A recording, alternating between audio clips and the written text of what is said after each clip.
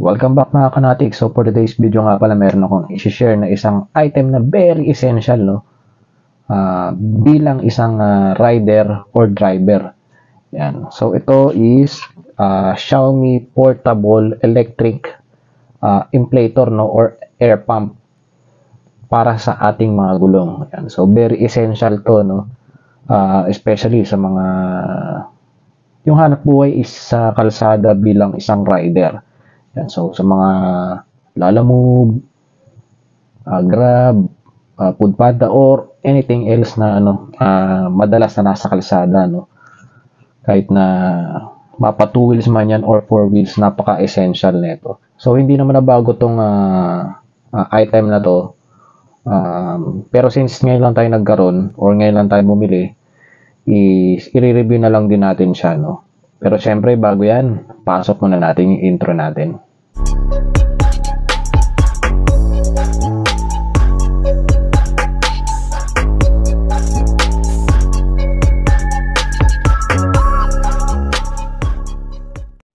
Alright, so ito na yung ating air pump. So ito is brand new ko siya nabili. So dito na ako nakabili niyan sa Taiwan. And ang price niya dito is 838 sa NT. Yan, i-convert na lang natin yung price sa peso. Siguro nasa 1,500 to 1,600 yung price range niya sa Pinas. So Shopee ko lang din ito binili. Yan. And then yung case naman is 130 NT.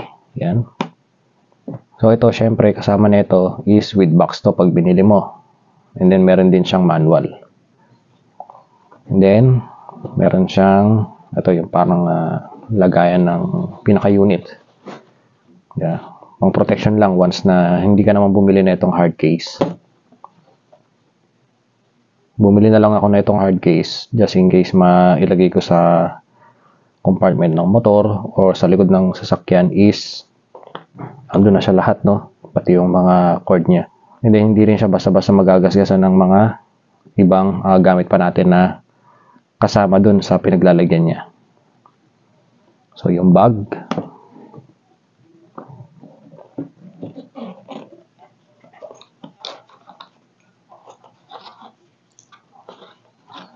Ito naman yung mga pin niya. Yan.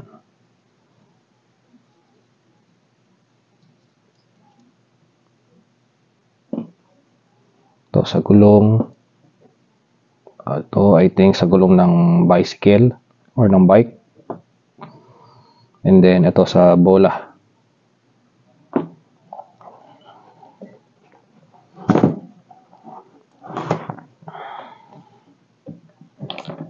Yan. So yun lang naman. Then check natin yung pinaka-unit.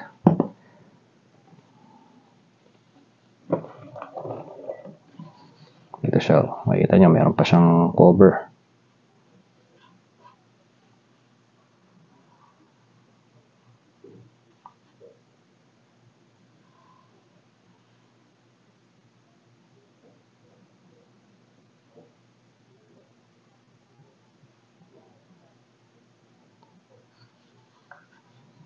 Yan.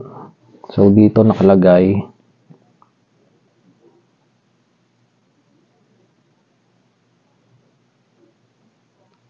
0.2 to 10.3 bar or 3 to 150 PSI yung kaya niyang ibigay na na hangin yung pinaka-maximum niya na settings na meron tong ating air pump. And then yung kanyang volt is 5 volts 2 amperes. Ayan. So, yun lang yung naiintindihan natin sa instruction dahil puro Chinese. Ngayon nakasulat. Ayan.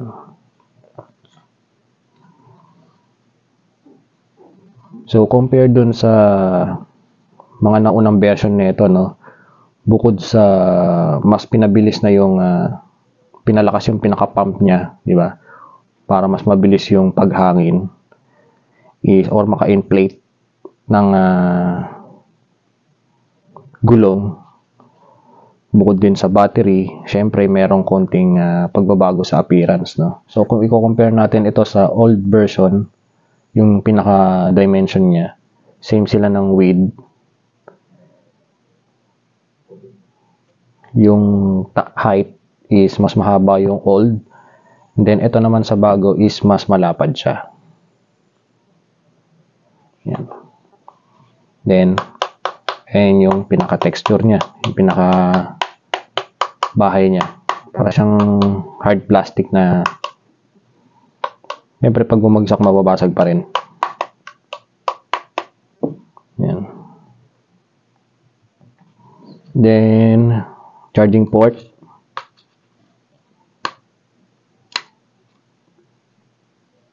C-type na siya, not unlike sa old version, USB type pa din.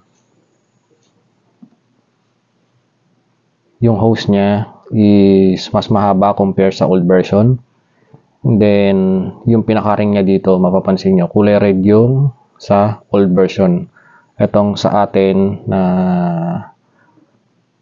version 2 is silver. And then, sa loob, pagka ipa-power on natin siya, hatakin nyo lang tong hose. Yan.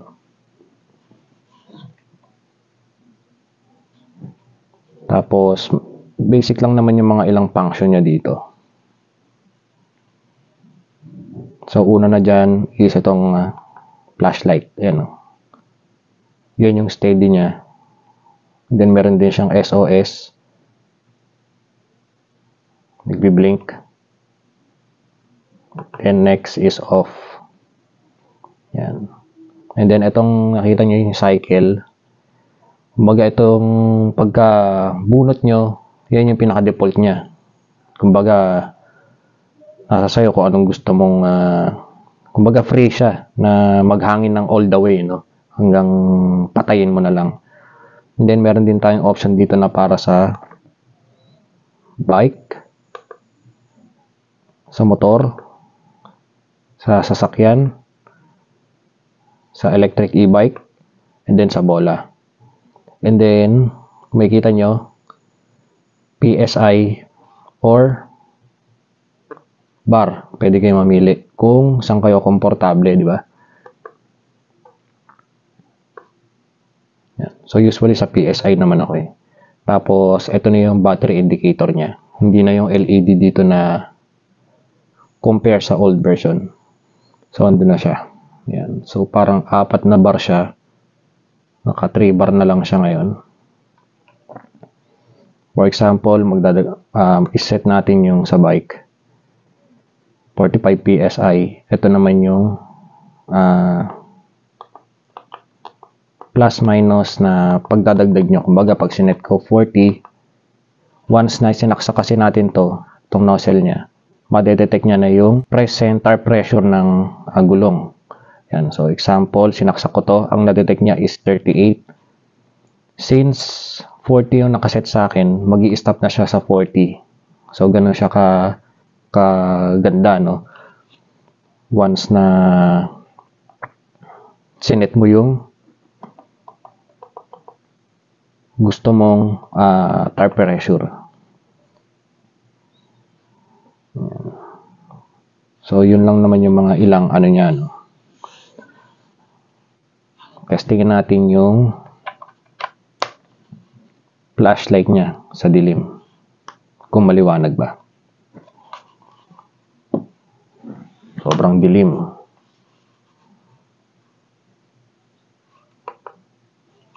Yun. So, saktong-sakto to kahit sa gabi. Nasa kalsada ka, tapos kailangan mong maghangin. Di ba? Is easy to access pa rin.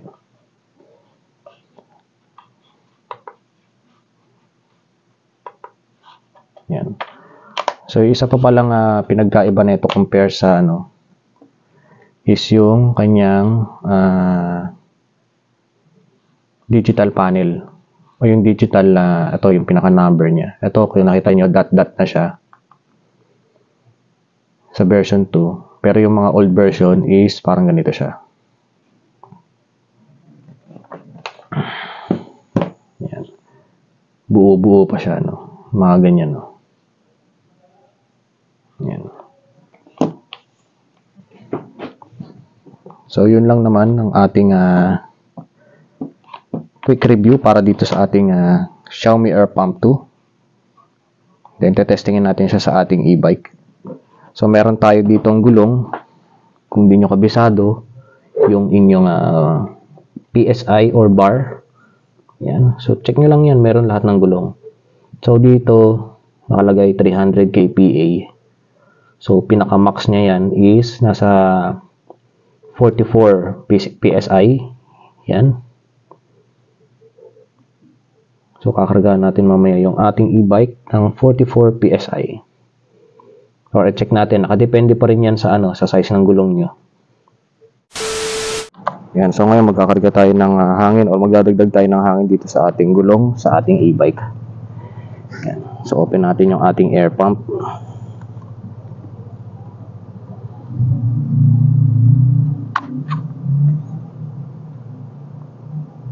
Tapos set natin sa, actually ang ginagamit ko dito yung sa motor. Tapos 2.3 bar lang. Tapos magbaback to 0 siya once na maset mo na.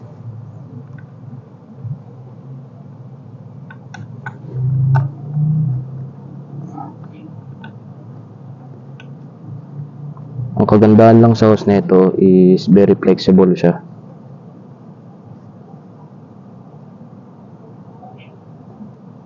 Yan. Tapos 0.8 lang na detect niyang hangin.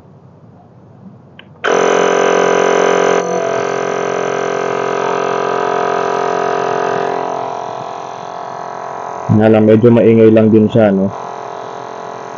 Pagka nagkakarga ka ng hangin. Then, mag-i-stop siya once na ma-reach niya na yung 2.3 bar.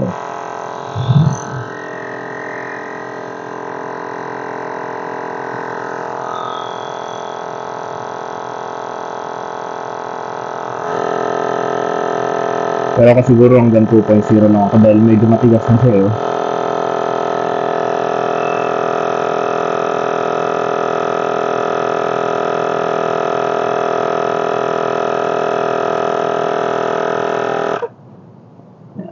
Medyo matigas na kasi siya. Kaya ako yun ako sa 2.0. Pero kung ano yung isi-set mo dyan, kusa naman siyang hihinto.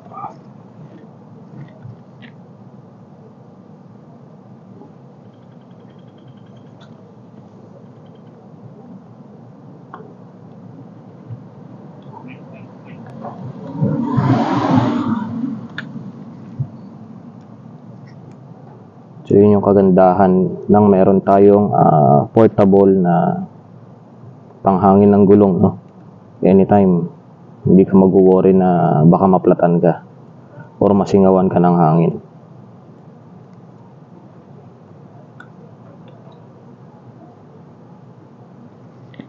So, ganun lang naman siya kadali. Yan. So, kapag hangin na tayo ng nang di pumupunta sa vulcanizing shop or sa mga gasolinahan, then napaka space saver din niya. Yun. Right, so yun lang naman mga kanatik. Hopefully kahit paano is nakatulong itong video vlog natin for today. So you know the drill. Please like, share, subscribe, and don't forget to hit the notification bell para lagi kang updated sa mga videos na i-upload pa natin. Once again, akong yung lingkod, Click Natik, signing off.